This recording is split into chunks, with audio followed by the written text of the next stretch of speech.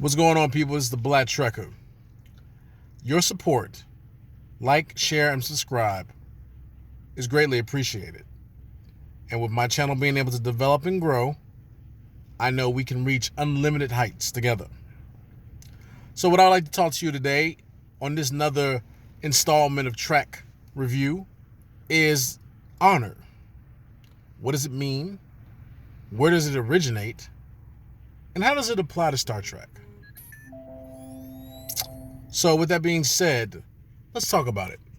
The word honor, Honor, is derived from many ancient cultures and civilizations. The word honor is a set of principles.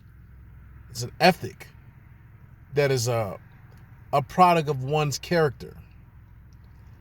A lot of ancient civilizations like the samurai, even the ninjas, they believe in honor.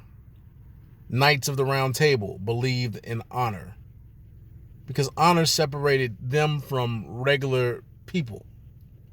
It was a code of values. And it's no different in Star Trek. There are many individuals that have characteristics of being honorable. And I'm going to talk to you about something. One of the most obvious persons that conducts himself in an honorable state would be Commander Worf from Star Trek The Next Generation, Star Trek Deep Space Nine. Commander Worf is a Klingon, and in the Klingon society, they're warriors. They believe in battle, but they also believe in being honorable, being noble. You can't be honorable, you can't be noble if you're conducting yourself in dishonorable fashion. So the only way that occurs is if you follow the principles, living the warrior's life. Some of those aspects of being honorable are consistent with not striking someone that has their back turned to you. That's being honorable. Making sure your opponent has a weapon. That's being honorable. Taking care of the people that you serve with, your ship, your crew. That's being honorable. These are representations of what a person of these ethics has.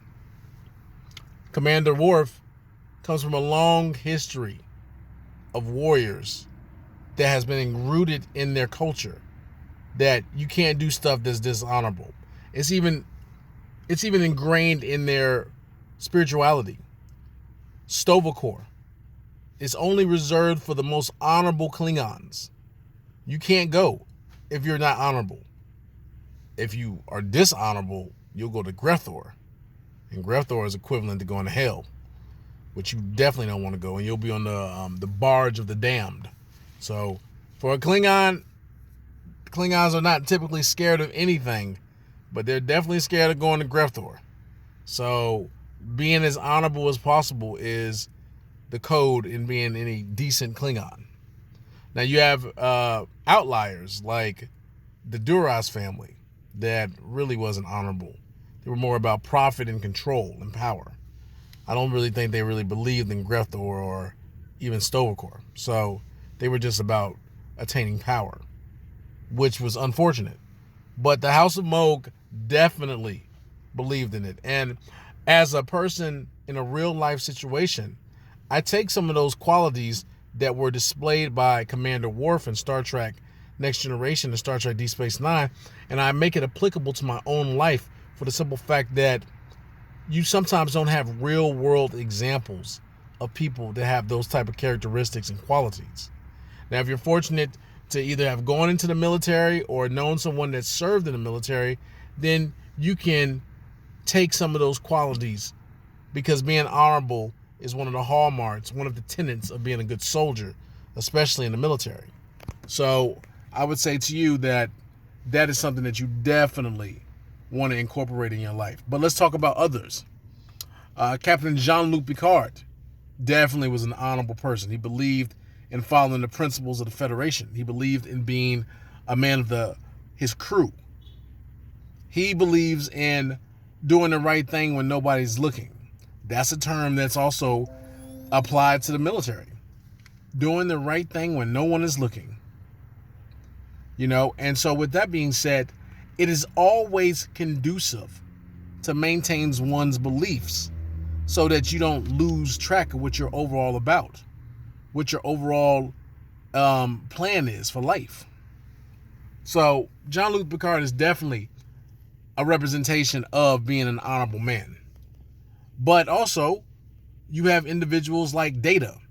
Now, Data True was an android, but he had nothing was written in his programming to be dishonorable, deceptive, or clandestine. It was all about maintaining his self-integrity.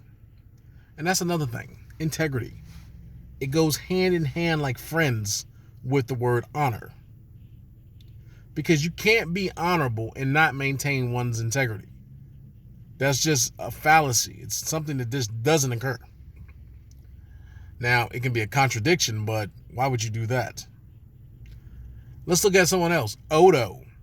Odo was a changeling. He really didn't know anything about honor initially, but Odo was able to evolve, grow, learn, educate himself, especially about the Klingons and their belief in honor. And so when he got into law enforcement, because he was a constable, you can't be in law enforcement. I mean, in the modern world, you perhaps can, but in the futuristic world that's depicted on Star Trek Deep Space Nine, Odo was a constable. He was a law enforcement man. But Odo believed in being honorable, doing the right thing. So if he had to do something dishonorable to catch a criminal, he wouldn't do it. He just wouldn't. Because of the fact that it would break his tenets. It would break the quality of man that he is. And although Odo wasn't technically per se a normal person because of the fact that he had the ability to shapeshift, he was still a man in the sense that he had characteristics that were indicative of someone that had ethics. Like, for instance, Quark. I would consider him not to be honorable because Quark did shady, shifty, dishonorable actions that were predicated on profit mainly, and also exploitation. He believed in prostitution left and right.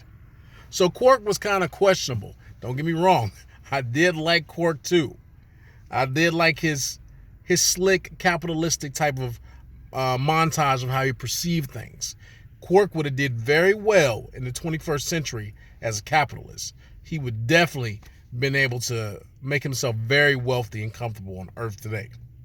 But I digress. I will say that even to capture Quark, even to put him in jail, Odo still did not break the rules. He still did not break the tenets of being actual constable. He set the standard for his deputies. His deputies saw that he wouldn't break and cross the line, so they can't break and cross the line. Being honorable. These are examples of good people. That's why I think they're so recognizable and notable in Star Trek history. You can't do opposite. You can't say that you're a man of the people. You can't say that you're a man that stands for something when, in all honesty, you don't, because you break your own rules. So I appreciate that about Odo. Let's say somebody else. Let's say Julian Bashir is another honorable character. Although I will say that Julian Bashir was a little bit deceptive because he didn't tell everybody initially that he was genetically modified, his intellect. But that was done from his parents. So I can't hold Julian Bashir to be a dishonest person because his parents initially did that. But what I will say is that Julian Bashir follows the Hippocratic Oath to the letter. He does what is best for his patient. He does what is best for his enemy. In many episodes, Julian Bashir was treating his enemy, and his enemy was trying to be deceptive. His enemy was trying to put a ruse on him. His enemy was trying to get over. And what did Julian Bashir do? He still tried to help, honoring the Hippocratic Oath, being honorable. He had a friendship with Miles O'Brien. He would tell Miles O'Brien how it is, even if it was going to hurt Miles's feelings. Being honorable. People sometimes construe being honorable with only being correlated to war or military practices. No, being honorable is 24 hours a day, 7 days a week, your intentions with regular people or people that's in the military. And Bashir was like that. He told his friend Miles numerous times, watch what you eat. Watch how you do things. We don't have to do so many holographic battles. You're injuring yourself. Because he was honorable. He wanted to maintain his ethics and how he conducted himself. And that is why Julian Bashir was an honorable character. Kira Nerys, another honorable character in Deep Space Nine. She was a part of the resistance during the Cardassian occupation. She's still holding on to the tenets of what she believed in, believing in the prophets, which were wormhole aliens. She believed in the prophets, believed in what they were talking about, believed in what they had plans for Bajor. And even when she got into a position of authority, even when she got into a position with the Federation, where her name was Kira Nerys, Major Kira Nerys, she was still able to maintain her integrity. She was still able to be a person of substance and character. And this is why, when you think about day-to-day lives and day-to-day activities, and you watch Star Trek, it's always good to take people that you really respect out of the show and apply it to your own life. I apply Captain Sisko because Captain Sisko is honorable and he's a family man. And he's consistently about that life. And that's what I'm about as well. Commander Worf, Captain Picard. All of these individuals were almost beyond reproach. Another great honorable character was General Martok. General Martok was extremely honorable. He was the type of leader that you would want to follow in the battle. He was the type of leader that would inspire his men to be able to do things that would be able to elicit them to put themselves on the line to accomplish the objective. Outstanding leadership. He never did anything that he wouldn't ask of himself. He would not command somebody to go clean out the galley because before he was a commissioned officer, he had to clean out the galley. He had to earn his position. So with that being said, this is why you can respect. This is why you can have a level of reverence for these characters. Yes, they're fictional. Yes, they don't really exist.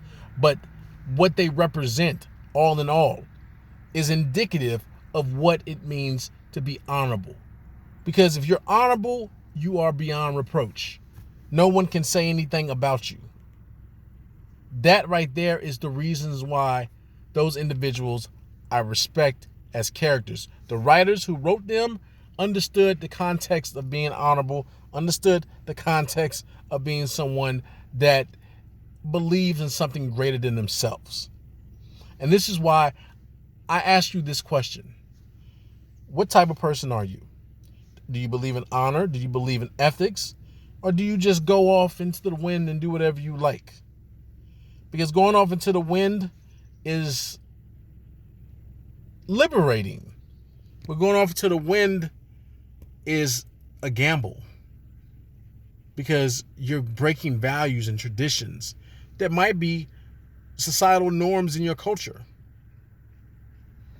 But anyway, with that being said, I appreciate you guys stopping in. The sun is not being really cooperative with me. It's coming in, it's coming out, and it's coming in, it's coming out. But that's how it is. I don't have control of the sun. I'm just one man. But I would appreciate you guys like, share, and subscribe. And leave a comment. Tell me what you think. I am open to constructive criticism. I believe in growth and development. And with your support, I'll be able to grow in development, and I'll be able to have a channel that rivals those other great YouTube channels that are out there. My question to you is this before I leave. Does being honorable make you a good person? With that being said, thank you for your time. Live long and prosper.